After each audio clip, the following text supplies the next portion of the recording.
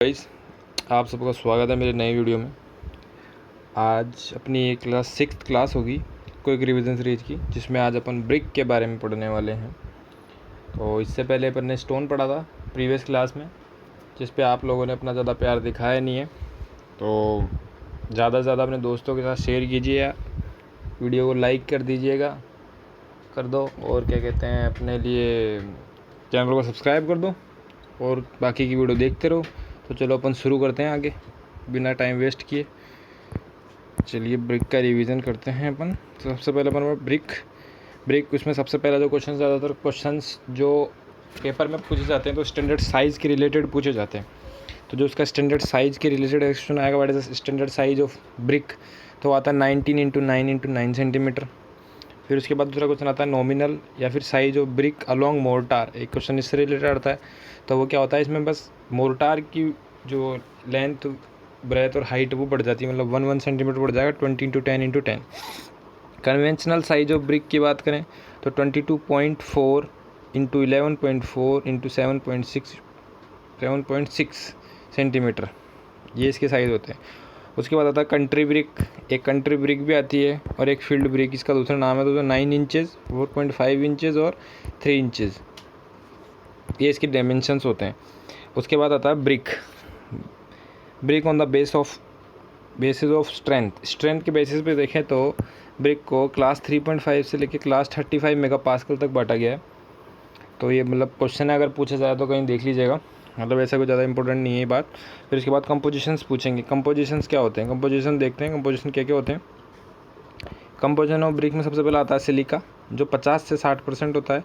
उसके बाद आता है एल्यूमिना, जो होता है 20 से 30%। उसके बाद होता है लाइम, जो 4 से 5%। ऑक्साइड्स ऑफ आयरन होते हैं 4 से 6, और मैग्नीशिया 1 से 1%। तो वही जो जैसे पिछली बार आपको बताया था कि इन सबको याद करना है थोड़ा मुश्किल होता है, तो इसके लिए अपन एक ट्रिक या फिर उन्होंने एवरेज वैल्यू ले लेते हैं इनके अंदर से जो भी होती है। जैसे इसके अंदर से अपन ने 55 उठा लिया, फिर इसमें से 22 उठा लिया, फिर इसमें से 5 उठा लिया, इसमें से 4 1। तो इसकी क्या ट्रिक बन गई, 55 22 4 3, 55 22 5 4 1, सॉरी 55 22 5 4 1। ओके, तो यहाँ से हो गया। और इसके जो इधर का जो है उसको आप ऐसे भी याद कर सकते हैं, 55 22 वाली एक ट्रिक हो गई। और या फिर जो इसका ब्रिक होता है इसके ऐसे कर सकते हैं सलीम करके, ये हो जाएगा अपना सिलिका, ये एल्यूमिना, ये लाइम, ये ऑक्साइड्स ऑफ आयरन आ जाएगा, तो आयरन है, और ये फिर मैग्नीशिया। तो ये इधर वाली तो इससे याद हो जाएगी और इधर वाली ऐसे याद हो जाएगी। तो ये प्रॉब्लम यहाँ से सॉल्व हो जाएगी। तो इजीली आपको रिमेंबर रह जाएगा, रिटेन भी रह जाएगा, तो कोई दिक्कत नहीं है। उसके बाद अपन देखते हैं कंपोजिशन में किसका क्या फंक्शन होता है। तो अब सबसे पहले सिलिका की बात करें तो वो यूनिफॉर्म शेप के लिए यूज़ किया जाता है, मतलब यूनिफॉर्म शेप प्रोवाइड करता है ब्रिक को, स्ट्रेंथ भी देता है। स्ट्रेंथ देगा जब यूनिफॉर्म शेप आएगी, और अगर ये एक्सेस में हो गया तो ब्रिक टू ब्रिटल बन जाएगी, बहुत ज़्यादा ब्रिटल बन जाएगी। थोड़े से मतलब ऊपर से गिराया, थोड़े ऊपर से गिराया, तुरंत टूट जाएगी, वो हो जाएगी। उसके बाद एल्यूमिना की बात करें तो एल्यूमिना प्लास्टिसिटी प्रोवाइड करता है, डिजायर्ड शेप देता है ब्रिक को कि प्रॉपर शेप मोल्ड वगैरह में जाने के लिए। और एक्सिस में हो जाएगा तो वार्पिंग हो जाएगी। वार्पिंग आप समझते हैं, जैसे वो मुड़ जाएगी एक तरीके से, बीच में से डाउनवर्ड ऐसी कुछ बन जाएगी। जैसे मैं डायग्राम बनाऊँ, वार्पिंग कुछ इस प्रकार की हो जाएगी, ऐसे कुछ वार्प हो जाती है, मुड़ जाती है बीच में से। और प्लास्टिसिटी प्रोवाइड करता है, अगर एक्सिस में हो जाएगा तो वार्पिंग हो जाएगी और काफ़ी हार्ड हो जाएगी मुड़ के। उसके बाद अपन पढ़ते हैं लाइम। अगर लाइम की बात करें तो माइट प्रिवेंट श्रिंकेज करता है, श्रिंकेज जो भी ब्रिक में होता है उससे प्रिवेंट करता है लाइम। पर अगर इसको एक्सेस में कर दिया तो ये मेल्ट कर देता है ड्यूरिंग बर्निंग, जो बर्निंग के दौरान जो ब्रिक है वो मेल्ट हो जाएगी। देन नेक्स्ट चलते हैं अपन ऑक्साइड ऑफ आयरन है, ये सिलिका और लाइम को फ्यूज़ करते हैं विद ईच अदर, दोनों को सिलिका और लाइम को एक साथ फ्यूज़ करते हैं जब ऑक्साइड ऑफ आयरन प्रिपेयर होता है। और इसका जो एक कलर भी प्रोवाइड करता है ऑक्साइड ऑफ आयरन, जैसे उसमें भी था, अपने सीमेंट में भी था, इधर भी होगा। ये रेडिश कलर प्रोवाइड करता है। मैग्नीशिया प्रिवेंट श्रिंकेज और येलोइश कलर प्रोवाइड करता है। अब इसकी स्टेप्स पूछते हैं ब्रिक्स में कि जैसे अपना कंक्रीट में था बैचिंग, फिर इसके बाद मिक्सिंग, फिर मतलब हैंडलिंग, वो ट्रांसपोर्टेशन, फिर उसका हैंडलिंग, फिर फिनिशिंग वगैरह करके पूरा प्रोसेस आता है। उसी तरीके से सबसे पहले आता है प्रिपरेशन ऑफ क्ले को बना लेते हैं। अगर इसको और भी प्रोसेस देखे जाता है, सबसे पहले होता है अनसॉइलिंग, अनसोइलिंग मतलब मिट्टी के मतलब जैसे जहाँ से खोद रहे हैं ऊपर की एक लेयर हटाते हैं, फिर डिगिंग होता है, फिर डिगिंग के बाद उसको बाहर निकाल लिया, फिर उसके बाद प्रिपरेशन ऑफ क्ले होता है, फिर मोल्डिंग होता है, फिर ड्राइंग आता है, फिर बेंडिंग आता है। तो अगर पेजरली तो वैसे यही तरीके होते हैं, पर इससे ज़्यादा अगर देखें ना तो वो 2 तरीके पहले वो भी आ जाते हैं इसके अंदर।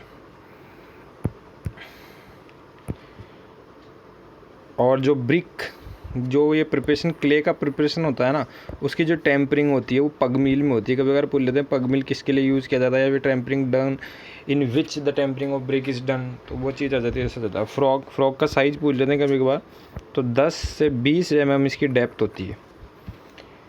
और बर्निंग ऑफ ब्रिक बर्निंग का टेम्परेचर पूछ लेते हैं, तो 1100 डिग्री सेल्सियस पे टेम्परेचर होता है। वही अपना जो सीमेंट था, सीमेंट में ये किलन का जो था, किलन का वो अपना 1500 के करीबन होता है। 1500 का टेम्परेचर होता है सीमेंट क्लिंकर का। Cement clinker kiln. नेक्स्ट चलते हैं। किलन जो होती है वो 2 तरह की होती है। किलन 2 तरह की होती है। किलन मतलब जिसमें बनते हैं, भट्टी का मतलब हिंदी में तो पता नहीं, सिर्फ भट्टी कहते हैं। किलन होती है तो वो 2 तरह की होती है, एक होती है इंटरमिटेंट, एक होती है कंटिन्यूस। इंटरमिटेंट मतलब जो रुक जाती है, मतलब हर पूरे साल कंटिन्यूस चलती है, बीच में डिसकंटिन्यू हो जाता है, जिसका प्रोसेस आप कह सकते हैं कि production of brick is discontinuous. मतलब पहले देगी, मतलब थोड़ा काम चलाएंगे, फिर 1-2 मतलब महीने का या फिर जो भी उसका पीरियड होता है जिसमें बंद रखेंगे, फिर वापस चलेगी। जो कंटिन्यूस किलन होती है वो एक बार स्टार्ट हो गई मतलब हरदम चलती रहती है, लाइफ लॉन्ग, मतलब डिसकंटिन्यूस नहीं होता प्रोडक्शन उसका, हरदम चलता रहता है। और जैसे लिखा हुआ सप्लाई डिसकंटिन्यूस नहीं होती, और इसमें डिसकंटिन्यू हो जाती है, मतलब इसमें डिसकंटिन्यू हो जाती है और इसमें नहीं होती। अब जो इंटरमीडिएट होती है 2 तरह की होती है, एक होती है अपर ड्रॉट क्लीन और डाउन ड्रॉट। मतलब अपर ड्रॉट में क्या होता है, धुआं ऊपर की तरफ से निकलता है, जो स्मोक है वो ऊपर की तरफ से निकलता है। और जो डाउन थ्रोट होती है उसमें धुआं, मतलब उसमें जो छत होती है ना, छत क्या होता है उसकी मूवेबल छत, मतलब छत ऊपर से धुआं नहीं निकलता, साइडों में से अलग से प्रोवाइड किया हुआ होता है। और जो उसके बाद कंटिन्यूस किलन है। कंटिन्यूस किलन के 2 तरह की होती है, एक होती है बुल ट्रेंच किलन और एक होती है हॉफमैन किलन। जो बुल ट्रेंच होती है इसके अंदर चिमनी मूवेबल होती है। चिमनी मूवेबल होती है, मतलब जो इसकी चिमनी है, जैसे एक बार यहाँ आ गई छत पे तो फिर इसकी चिमनी मूवेबल हो जाती है। इधर से धुआं निकल रहा है, फिर अगर इधर से भी निकालने लग जाएंगे, अगर इधर यूज़ आ रही है तो इधर से हो जाएगा। और जो दूसरी होती है हॉफमैन, इसमें क्या होता है, चिमनी फिक्स होती है, अगर एक बार यहाँ लगा दी तो यहीं की यहीं रहेगी चिमनी हरदम, ठीक है। और तीसरा एक टनल किलन भी होती है, जो टनल टाइप में भी बनी होती है, पर ज़्यादातर ये बुल ट्रेंच और हॉफमैन ही पूछी जाती है। और अगर अपन उसके बाद जो कोई मिसलेनियस क्वेश्चन टाइप के लिए यूज़ में आता है अपने, weight of 1 metre cube brick 1800 kg, weight of 1 brick 3.5 से 3.5 से लेके 3.6 kg। अब इसके अंदर टेस्ट ऑफ ब्रिक्स पे आ गए अपन। सबसे पहला टेस्ट आता है एब्जॉर्प्शन टेस्ट। एब्जॉर्प्शन मतलब वाटर एब्जॉर्प्शन टेस्ट। तो जो फर्स्ट क्लास ब्रिक होगी ना, फर्स्ट क्लास ब्रिक, उसके अंदर वाटर एब्जॉर्प्शन 20% से ज़्यादा नहीं होनी चाहिए बाय वेट ऑफ ब्रिक। जो सेकंड क्लास होगी उसमें 22 और जो थर्ड क्लास होगी उसमें 25। ये डायरेक्ट पेपर में पूछ लिए जाते हैं ज़्यादातर आज तक। जैसे फर्स्ट क्लास का तो पूछते ही हैं, 20% से ज़्यादा हुई तो उसको रिजेक्ट कर देते हैं। और आजकल पर थर्ड क्लास और सेकंड क्लास का भी ज़रूरी है, पूछ ले।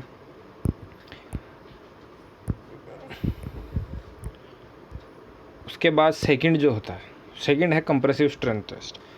कंप्रेसिव स्ट्रेंथ टेस्ट है तो उसके अंदर फर्स्ट क्लास जो ब्रिक होगी उसकी जो मिनिमम फर्स्ट क्लास की जो स्ट्रेंथ होगी वो 10 न्यूटन पर mm² होगी। सेकंड क्लास की होगी वो 7.5 होगी। और जो अपना थर्ड क्लास है, थर्ड क्लास उसकी 3.5 होगी, ठीक है, उसकी 3.5 होगी, 3.5 होगी। उसके बाद नेक्स्ट, अब अपन ने पढ़ लिया था वाटर एब्जॉर्प्शन टेस्ट, और ये जो क्रशिंग में आ गया कंप्रेसिव स्ट्रेंथ। उसके बाद शेप और साइज़ का भी एक टेस्ट होता है। तो शेप और साइज़ की बात करें तो जो ब्रिक है, brick should be uniform shape की होनी चाहिए। तो अपन को ही पता है कि मतलब उसकी शेप बिल्कुल प्रॉपर होनी चाहिए, जो ब्रिक की शेप होती है उस तरीके की यूनिफॉर्म शेप होनी चाहिए, प्लेन होनी चाहिए, रेक्टेंगुलर सरफेस होना चाहिए with parallel side and sharp edges. उसके एजेस भी शार्प होने चाहिए, सर्कुलर मतलब पूरा रेक्टेंगुलर शेप होनी चाहिए, प्रॉपर ऊपर का रेक्टेंगुलर सरफेस होना चाहिए। दूसरा टेस्ट अपन करेंगे कलर। जो कलर अपन देखते हैं डीप रेड या फिर cherry colour as a indicative of uniformity, chemical composition की जो यूनिफॉर्मिटी दिखती है वो उसका एक कलर से रिप्रेजेंट हो जाती है। डीप रेड और चेरी कलर अगर है तो बढ़िया तरीके से है, मतलब बढ़िया ब्रिक है, वो गुड क्वालिटी ऑफ ब्रिक है। ठीक है, उसके बाद अपन देखते हैं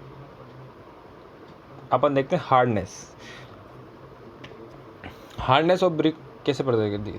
जैसे ब्रिक है तो ब्रिक पे अगर आप कोई सिक्का ले, कोई कॉइन लो या कोई नेल लो, नेल मतलब कील, खून वाला नेल्स नहीं, नेल लो, उससे स्क्रैच करोगे तो वो स्क्रैच रेजिस्टेंस होनी चाहिए। अगर फिंगर नेल से करा, सॉरी नेल नहीं, नेल्स ही आएगा इधर, कॉइन से भी स्क्रैच हो जाएगा, वो अपन उसमें कर सकते हैं सीमेंट वगैरह में। पर अगर फिंगर नेल से आपने ब्रिक पे कोई स्क्रैच किया और वहाँ पे स्क्रैच आ गया तो वो अच्छी क्वालिटी, उसकी हार्डनेस अच्छी नहीं है। और अगर कोई इम्प्रेशन नहीं हुआ तो गुड, उसकी हार्डनेस अच्छी है। और टफनेस के अंदर तो ऐसा है। और साउंडनेस उसके बाद आता है। हार्डनेस देख लिया अपन। साउंडनेस में होगा जब दो ब्रिक्स आपस में टकराएंगे, दो ब्रिक्स को आर में स्ट्रक टुगेदर करेंगे तो एक मेटेलिक साउंड जनरेट होनी चाहिए, जो एक क्वालिटी होती है good sign. It's a good sign of good brick. Good sign of brick मतलब एक अच्छी क्वालिटी की ब्रिक होगी, उसके लिए एक साइन है। और इसके पहले अपन एक चीज़ और है, एक टेस्ट और होता है जिसके अंदर अपन इसकी टफनेस टेस्ट करते हैं। टफनेस के अंदर क्या करते हैं अपन, जो करीबन ब्रिक होती है, ब्रिक उसको 1 मीटर की हाइट से गिराते हैं। अगर वो ब्रिक 2 पीस में टूट गई तो वो इस गुड क्वालिटी की नहीं है, और अगर बिल्कुल साबुत रहती है एक ही पीस में तो वो क्वालिटी ऑफ ब्रिक है, गुड क्वालिटी ऑफ ब्रिक है। तो मेजरली यही टेस्ट होते हैं ज़्यादातर जो पेपर में पूछे जाते हैं। और बाकी का जो कलर वगैरह मैंने बता दिया, टेक्सचर आपको मैंने बता दिया, जैसे चमकदार होती है वो ब्रिक, स्मूथ होनी चाहिए, surface should be too smooth, और क्या कहते हैं, और कुछ नहीं है ऐसा कुछ ज़्यादा खास। तो उसके बाद अपन नेक्स्ट चलते हैं डिफेक्ट्स की अगर बात करें तो सबसे पहले एक जो सबसे ज़्यादा पेपर में पूछा जाता है डिफेक्ट होता है वो होता है चफ। मतलब क्या होता है, जैसे कोई गरम ब्रिक है, जैसे भट्टी से ब्रिक आई बिल्कुल किलन से, उसके ऊपर रेन ड्रॉप गिर गया तो जो एक रेन ड्रॉप हॉट ब्रिक्स पे गिरता है तो एक चॉफ शेप बन जाता है। इसका शेप का तो मुझे एक बिल्कुल मतलब डिफेक्ट की क्या शेप आ जाती है वो मुझे याद नहीं है, पर जिस डिफेक्ट को जो कहते हैं, मतलब आपको ऐसा लिखा हुआ रहेगा बाकायदा, रेन ड्रॉप और हॉट ब्रिक्स, मतलब समझ जाएंगे आप इजीली, अपन समझ जाते हैं। जो भी लैंग्वेज लिखी जाती है इंजीनियरिंग में, ज़्यादा हार्ड लैंग्वेज यूज़ नहीं की जाती है, क्वेश्चन ईजिली अंडरस्टैंडेबल होता है। तो रेन ड्रॉप हॉट ब्रिक पे गिरता है तो वो चफ शेप ले लेता है। ये डिफेक्ट में, तो डिफेक्ट उसके बाद मैंने इस नोट्स में मतलब ज़्यादा इंपॉर्टेंट नहीं लगे, मैं बता देता हूँ आपको। उसके बाद जो दूसरे डिफेक्ट्स होते हैं, उसके बाद एक होता है ओवर बर्निंग ऑफ ब्रिक्स के कारण भी हो जाता है। अगर ब्रिक को ओवर बर्न अपन कर देंगे तो वो सॉफ्टन मोल्टन मास प्रोड्यूस कर देगी। ओवर बर्न कर देंगे मतलब ज़्यादा बर्न कर दिया तो वो ब्रिक बहुत ज़्यादा लूज शेप की बनेगी, समझ रहे हो। तो बहुत ज़्यादा लूज की बनेगी जो फिर कंस्ट्रक्शन के अंदर यूज़ नहीं हो सकती। फिर दूसरा जो होगा वो होगा अंडर बर्न, जो कम बर्न की गई होगी। अगर इसको ढंग से अपन बर्न प्रॉपरली नहीं करेंगे तो पोर्स इसके क्लोज नहीं होंगे, जिसकी वजह से लेस हीट की वजह से पोर्स क्लोज नहीं हुए, जिसकी वजह से क्या होगा, इसका जो पोर्स क्लोज नहीं होंगे तो वाटर एब्जॉर्प्शन टेस्ट ज़्यादा, मतलब वाटर एब्जॉर्ब ज़्यादा करेगा। 20% से ज़्यादा फर्स्ट क्लास ब्रिक अगर बना रहे हैं और उसका ढंग से पोर्स क्लोज नहीं हो तो 20% से ज़्यादा करेगा, तो उसकी स्ट्रेंथ कम होगी। फिर वही वाली बात है, इसको भी रिकमेंड नहीं करेंगे कंस्ट्रक्शन वर्क के लिए। एक होता है फ्लोरोसेंस। अगर एल्कलीन वो जो कंपोजिशन है, एल्कलीन कंपाउंड अगर इसमें ब्रिक में प्रेजेंट होता है, फ्लोरोसेंस मतलब वाइट पैचेस आते हैं ब्रिक्स के ऊपर, अगर वो ज़्यादा हैं तो वाइट पैचेस आ जाएंगे। तो उसकी भी एक कैटेगरी होती है, उसकी एक टेबल होती है, मैं आपको बता देता हूँ। कैटेगरी होती है उसमें डिग्री, जैसे कैटेगरी है एक, तो जैसे मैं आपको बता देता हूँ, अगर कोई पैचेस नहीं है, नो पैचेस, अगर नो पैचेस आए तो इसको अपन लिखेंगे नील। और अगर स्लाइट आए, हल्के हल्के आए तो वो should not be greater than 10% से ज़्यादा है, उसमें ज़्यादा नहीं है, 10% से ज़्यादा नहीं है। फिर होती है 10 से 50% वाली वैल्यू, जिसको अपन कहते हैं मॉडरेट।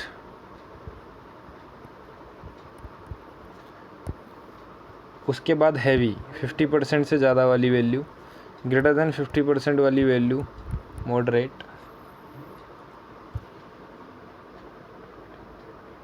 50% से और हैवी और जो सीवियर है, मतलब सीवियर या फिर सीरियस दो होते हैं, दोनों में 50% होता है। पर जो ये जो 50% हैवी वाला होता है, इसके अंदर पाउडर फॉर्म में वाइट पैचेस नहीं आते ऊपर, but the deposit doesn't powder और flakes away the brick surface, मतलब ब्रिक सरफेस पे आता है पर उसको अलग करके नहीं ले जाता। और जो दूसरा वाला है विद पाउडरिंग और फ्लेकिंग द सरफेस, अलग अलग दरारें टाइप बढ़ने पड़ जाती है इसके अंदर जब सीरियस वाला होता है। इसमें भी वही 50% आता है, सीरियस में भी।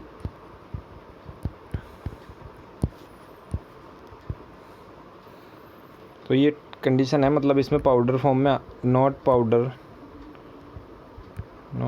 इसमें पाउडर्ड फॉर्म में आएगा। ठीक है, इसके बाद अपन इनकी शेप्स पे आ जाते हैं। शेप्स में आ गए तो क्लोजर सबसे पहले यूज़ किए जाते हैं। क्लोजर्स की बात आ गई, अगर जैसे ब्रिक है, एक ब्रिक की शेप, ये ब्रिक है, अगर इस ब्रिक को बीच में से काट दिया, ऐसे ऐसे ऐसे इधर से काटा खाली,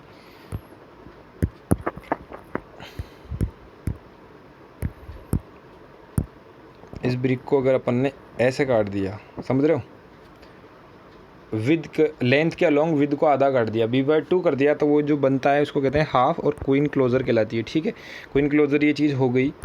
और उसके अलावा फिर अगर उस क्वीन क्लोज़र का क्वार्टर, मतलब अगर वो जो अपन ने फर्स्ट शेप ली उसका अगर आधा कर देंगे तो वो क्वीन क्लोज़र क्वार्टर बन जाएगी, उसका क्वार्टर बन गया, जैसे अपन ने ये हिस्सा काट दिया। अब अगले वाले में जो किंग क्लोज़र होता है वो क्या होता है, L/2 और B/2, मतलब इधर से तो अपन ने काटी L/2, इधर से काटी B/2, तो एक शेप बन के आई, इसको अपन कहते हैं किंग क्लोज़र। ओके, जो नेक्स्ट होती है जिसको कहते हैं बेवल्ड क्लोज़र। बेवल्ड क्लोज़र में क्या होगा, इधर से तो अपन पूरी की पूरी L रहने देंगे, पर इधर से B/2 काट देंगे। ठीक है, तो ये हो गया, इसको कहेंगे अपन बेवल्ड क्लोज़र। जो आगे फिर आता है, एक आता है मिट्रेड क्लोज़र। मिट्रेड क्लोज़र, उसके अंदर क्या करेंगे, इधर से तो करेंगे L/2, मतलब यहाँ L/2, B पूरा रहने देंगे, इधर से B रहने देंगे, सॉरी, इसमें क्या करेंगे, B पूरा रहने देंगे और एक तरफ से लेंथ को काट देंगे, तो B पूरा आ गया और लेंथ को आधा कर दिया, तो ये हो जाएगा मिट्रेड क्लोज़र। उसके बाद बैट्स की बात आती है, जैसे अपन ने क्लोज़र्स पढ़ लिए तो बैट पढ़ेंगे। बैट में अगर हाफ बैट काट दिया, आधा काट दी ईंट को, विद के अलोंग आधा काट दिया तो हाफ बैट हो जाएगा। फिर इसको 3/4 मतलब 3/4 काट दिया तो उसको कह देंगे 3/4। उसके बाद अगर 3/4 ऑफ L एंड 1/4 ऑफ इधर से L काट दिया एक तरफ से, तो ये अपना हो जाता है बेवल्ड बैट, इधर 3/4 बैट। उसके बाद अपन पढ़ेंगे बॉन्ड्स पढ़े अपन, तो बॉन्ड्स पढ़ने से पहले एक चीज़ और बता देते, ज़्यादातर क्वेश्चंस पूछा जाता है। ये क्वेश्चन एक मिसलेनियस मैंने लिख रखा था। ये क्वेश्चन है कि slenderness ratio of a masonry wall should not be more than 27 similar to 30 मतलब ऑप्शंस में आगे दे रखे होता है कि should not be more than, masonry wall होती है जो, जैसे load bearing wall, masonry wall जिसको कहते हैं, उसका जो स्लेंडरनेस रेशियो है 27 से ज़्यादा नहीं होना चाहिए, सिमिलर टू 30, 27 या 30। वैसे एग्जैक्ट वैल्यू 27 होती है पर उसको अपन 30 के सिमिलर करते हैं, तो ऑप्शन में 27 से 30 मतलब 30 या 27 में से कोई भी एक ऑप्शन होगा तो आपको टिक कर देना है। ठीक है, अपन अब आगे पढ़ेंगे बॉन्ड के बारे में। तो बॉन्ड के बारे में आगे पढ़ेंगे तो उसमें अपन सबसे पहला बॉन्ड पढ़ेंगे इंग्लिश बॉन्ड पढ़ेंगे। तो इंग्लिश बॉन्ड में मैं आपको थोड़ा बता देता हूँ।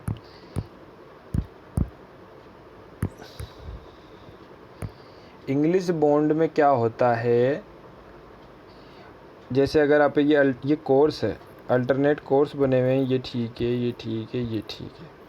इंग्लिश बॉन्ड में ऐसा होता है कि जो अल्टरनेट कोर्स होते हैं वो एक स्ट्रेचर का होता है, एक हेडर का होता है। ये स्ट्रेचर, फिर अगले में हेडर दिख रहे हैं अपन को, ये छोटे छोटे हेडर है, सॉरी, इसके कंपैरिजन में ये हेडर होंगे। तो ये इस तरीके का बनेगा, ये हेडर, ये भी हेडर, ये हेडर, ये हेडर, ये हेडर, फिर ये स्ट्रेचर, ये स्ट्रेचर, ये स्ट्रेचर, ये स्ट्रेचर, फिर ये हेडर, फिर ये हेडर, फिर ये हेडर, फिर ये हेडर। तो मतलब क्या कह सकते हैं, ये एक कोर्स होगा स्ट्रेचर का,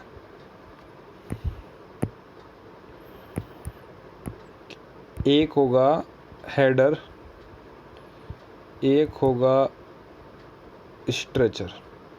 एक हेडर होगा, एक स्ट्रेचर होगा। ये तो होता है इंग्लिश बॉन्ड। ठीक है, इंग्लिश बॉन्ड अपन ने देख लिया, ये होता है इंग्लिश बॉन्ड। अब इंग्लिश बॉन्ड के बारे में एक दो बातें और हैं, वो देख लीजिए। इंग्लिश बॉन्ड की थिकनेस कितनी होती है? इंग्लिश बॉन्ड की थिकनेस जैसे यहाँ लिखी हुई है, इंग्लिश बॉन्ड की थिकनेस होती है 1.5 ब्रिक वॉल, मतलब 1.5 ब्रिक वॉल। तो 1.5 ब्रिक वॉल इसकी थिकनेस होती है। ठीक है, 1.5 ब्रिक वॉल इसकी थिकनेस हो जाएगी। और अगर एक क्वेश्चन और पूछते हैं कि इसमें ओवरलैपिंग कितनी होती है, ओवरलैपिंग इसमें 1/4 एल ऑफ ब्रिक की होती है। ठीक है, और ये सबसे ज़्यादा स्ट्रेंथ इसकी होती है इंग्लिश बॉन्ड की। इंग्लिश बॉन्ड की सबसे ज़्यादा स्ट्रेंथ होती है, और इसमें क्वीन क्लोज़र का अपन यूज़ करते हैं। ये क्वेश्चन भी पूछ लिया जाता है कि क्वीन क्लोज़र का किस बॉन्ड में यूज़ करते हैं, तो वो अपन इंग्लिश बॉन्ड में करते हैं। ठीक है, उसके बाद अपन पढ़ेंगे फ्लेमिश बॉन्ड। फ्लेमिश बॉन्ड में जैसे अपन इंग्लिश बॉन्ड में तो अल्टरनेट कोर्स आ रहा था, एक बार स्ट्रेचर आया, फिर हेडर आया, फिर स्ट्रेचर आया और हेडर आया। और उसकी जो जॉइंट्स की डिसकंटिन्यूटी को मतलब कंटिन्यूटी को तोड़ने के लिए कि एक जॉइंट मतलब जहाँ एक स्ट्रेचर ख़त्म हो रहा है और जहाँ एक हेडर ख़त्म हो रहा है वो लाइन सेम ना है, उसको डिसकंटिन्यू करने के लिए पैटर्न को क्वीन क्लोज़र का यूज़ करते थे। अब वैसे ही जो फ्लेमिश बॉन्ड होगा उसके अंदर एक ही कोर्स में पहले एक स्ट्रेचर लगाएंगे, फिर एक हेडर लगाएंगे, फिर एक स्ट्रेचर लगाएंगे, फिर एक हेडर लगाएंगे। एक स्ट्रेचर, एक हेडर, एक स्ट्रेचर, एक हेडर, एक स्ट्रेचर, एक हेडर, इस तरीके से लगेगा। अगले वाले में वापस एक स्ट्रेचर, फिर एक हेडर, एक स्ट्रेचर और एक हेडर। तो अब जो डिसकंटिन्यू जो तोड़नी है यहाँ पे, उसके अंदर हाफ बेट का यूज़ कर लेंगे। हाफ बेट जो अपन ने ब्रिक ऐसे बताई थी, ये कुछ ब्रिक है, तो उसको यहाँ से जब काटते हैं अलोंग द ब्रिथ मतलब ये तो लेंथ हो गई और ये हो गया अपना ब्रिथ, तो ब्रेथ के लॉन्ग काटते हैं, मतलब बी के लॉन्ग काटेंगे, ब्रिथ के लॉन्ग, तो जो बनता है बैट उस शेप को अपन यहाँ पे यूज़ करते हैं। ठीक है, और इसके अंदर एक बात, इसकी जो स्ट्रेंथ होती है वो इंग्लिश बॉन्ड से कम होती है। इसकी स्ट्रेंथ इंग्लिश बॉन्ड की ज़्यादा होती है, इसकी इंग्लिश से कम होती है। पर जो एस्थेटिक लुक होता है वो इसका ज़्यादा अच्छा होता है, ये गुड लुकिंग होता है। और जो इसकी थिकनेस होती है वो भी, इसकी भी 1.5 ब्रिक वॉल थिकनेस होती है। क्वेश्चन में पूछ लेते हैं तो इसकी भी 1.5 ब्रिक वॉल होती है। ज़्यादातर क्वेश्चन ऐसे पूछे जाते हैं कि जो अभी मैंने बताया, the alternate course of stretcher and header in which of the following bond, फिर स्ट्रेचर हेड मतलब फिर लिखा रहता है stretcher bond, header bond, English bond, Flemish bond. तो आपको एक बताना होता है। और एक क्वेश्चन ऐसा आ सकता है कि अल्टरनेट मतलब स्ट्रेचर एंड हेडर इन एक ही कोर्स, मतलब in one of course in each course, ऐसा कह सकते हैं। Alternate stretcher and header in each course, ऐसा क्वेश्चन आए तो उसका फ्लेमिश बॉन्ड आ जाएगा। उसके बाद अपन तीसरा जो पढ़ रहे हैं अभी, और एक चीज़ और है कि फ्लेमिश बॉन्ड थोड़ा इकोनॉमिकल होता है। इकोनॉमिकल क्यों होता है, इन व्हाट सेंस? इकोनॉमिकल इसलिए होता है क्योंकि ये डिसकंटिन्यू को मतलब कंटिन्यूटी को ब्रेक करने के लिए ये हाफ बेट का यूज़ करता है, तो इकोनॉमिकल हो जाता है। जबकि while the English bond uses the queen closer to break the continuity of the joints of the brick bond. Next bond is header bond. तो हेडर बॉन्ड अगला हेडर बॉन्ड है। तो हेडर बॉन्ड जैसे नाम से ही पता चल रहा है, हेडर बॉन्ड मतलब सारे हेडर की अपन को, जब अपन बाहर की तरफ से देखेंगे, साइड व्यू देखेंगे ब्रिक का, तो अपन को सारे के सारे हेडर नज़र आएंगे। When we see the wall from the side view, see the wall from the side view, we only see the header face of the brick, header side या header face of the brick, मतलब header एक ऐसा, एक ऐसा, एक ऐसा, एक ऐसा, कुछ इस प्रकार की बनेगी वो, मतलब डिसकंटिन्यू तो इसमें भी ब्रेक की जाएगी। ऐसा कुछ करके बना जाएगा, ठीक है। और बाकी तो आप ज़्यादा समझदार हैं। और उसके बाद अगर अपन इसकी थिकनेस की बात करें तो ये होती है 1 ब्रिक वॉल की। 1 ब्रिक वॉल की इस वजह से होती है क्योंकि जैसे अगर ब्रिक है, ब्रिक को अगर अपन हेडर जमा रहे हैं तो कुछ इस तरीके की दिख रही होगी ऊपर से, तो ये 1 ब्रिक वॉल की थिकनेस हो गई ना। अगर ये टॉप व्यू से देख रहा हूँ, बता रहा हूँ मैं आपको, ये टॉप व्यू से देखेंगे तो कुछ इस तरीके की इसकी दिखेगी। ये है, ये टॉप व्यू हो गया। तो एक ब्रिक ऐसे रखी हुई है, ये एक ब्रिक है, ये एक ब्रिक है, ये ब्रिक है, तो 1 2 3 ब्रिक रखी हुई है, तो ये 1 ब्रिक वॉल इनकी विद हो गई। तो यार अगर गाइस वीडियो अच्छी लग रही हो तो लाइक कर दिया करो वीडियो को। पहले तो आप सबसे पहले वीडियो को यहाँ तक देखा करो। वीडियो देखोगे जब आपको पता चलेगा कि मैं जो कंटेंट दे रहा हूँ अच्छा है या बुरा है। और ये वैसे रिवीजन पर्पज़ के लिए बना रहा हूँ, तो मैं फ़ास्ट रिवीजन कराता हूँ। तो वीडियो को देखिए, क्योंकि इसमें जो मैं टॉपिक्स बताता हूँ या जो पॉइंट बताता हूँ, डायरेक्टली पॉइंट आपको किसी ना किसी एग्ज़ाम में देखने को मिलेंगे। तो वीडियो को लाइक कर दिया करो और अपने दोस्तों के साथ शेयर किया करो जो अच्छे सचमुच में पढ़ने वाले बच्चे हैं, जो आपका भला सोचते हैं। फिर अच्छा दोस्त वही है जो अपने दोस्त का भला सोचता है। तो अपने दोस्तों के साथ शेयर कीजिए और उसको बताइए कि हाँ मतलब कोई है जो बढ़िया पढ़ा रहा है, तो उसको वीडियो शेयर कीजिए। और चैनल को सब्सक्राइब कर दो अगर अब तक नहीं किया हो तो, और अगर कर दिया हो तो मतलब आप मेरी फैमिली में आ चुके हैं। Welcome to my family. तो इसके बाद अपन नेक्स्ट चलते हैं। अगला अपन चलेंगे वो है स्ट्रेचर बॉन्ड। अब स्ट्रेचर बॉन्ड जैसे हेडर था उसके नाम से ही क्लियर हो रहा है, as it clear from his name, its name stretcher. मतलब अब अगर अपन इसको बाहर से देखेंगे तो अपन को सारे स्ट्रेचर दिखे जाएंगे, ठीक है। तो अब इसकी जो थिकनेस हो जाएगी वो हो जाएगी 1.5 ब्रिक हो, 1.5 नहीं 1/2 ब्रिक हो। हाफ कैसे हो जाएगी? अगर अपन इसको टॉप में देखें, स्ट्रेचर है तो सपोज़ यही मान लो अगर आप इसका भी साइड था तो टॉप भी कुछ प्रकार का ही बनेगा। तो ये टॉप में भी, क्योंकि ये तो जैसे सपोज करो ये फ्रॉग बीच में बना हुआ है, ऐसे ऊपर से देखेंगे तो ये क्या हो गया, 1/2 ब्रिक वॉल की थिकनेस कहलाएगी। 1/2 ब्रिक वॉल की थिकनेस इस तरीके से होता है। तो यहाँ पे मैंने आपको सारे बॉन्ड पढ़ा दिए। और बॉन्ड अगर बात करें, फाइनली बॉन्ड का अगर कंक्लूजन करें, तो सबसे ज़्यादा स्ट्रॉन्गेस्ट बॉन्ड कौन सा होता है? English bond.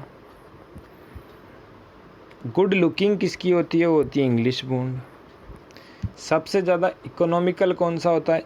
Flemish bond. English bond और फ्लेमिश बॉन्ड थिकनेस सेम होती है। हेडर की 1 ब्रिक वॉल होती है, स्ट्रेचर की 1/2 ब्रिक वॉल। सबसे लीस्ट थिकनेस होती है स्ट्रेचर बॉन्ड की। तो मतलब लोड बेरिंग वाल कहीं होगी तो अपन कभी भी स्ट्रेचर और हेडर तो कभी अपन यूज़ करेंगे नहीं। Either we use English bond और फ्लेमिश बॉन्ड। मोर ओवर ज़्यादातर अपन इंग्लिश बॉन्ड का यूज़ करते हैं क्योंकि इसकी ज़्यादा स्ट्रेंथ होती है, क्योंकि अपन रिस्क को रिड्यूस करने की कोशिश करते हैं कंस्ट्रक्शन के अंदर। सबसे ज़्यादा इकोनॉमिकल देखते हैं, first we reduces the chances of risk को अपन सबसे पहले कम करते हैं। उसके बाद अपन इकोनॉमिकल देखते हैं। तो लास्ट वीडियो को यहीं एंड करता हूँ मैं। ब्रिक अपना चैप्टर यहाँ कंप्लीट हो चुका है। और अगर कोई चीज़ समझ में नहीं आई होगी तो आप मुझे कमेंट कर देना, कमेंट कर दिया करो अगर कोई चीज़ समझ में नहीं आती तो। और वैसे अपने दोस्तों के साथ शेयर करो, वैसे मैं पहले भी बोल चुका हूँ।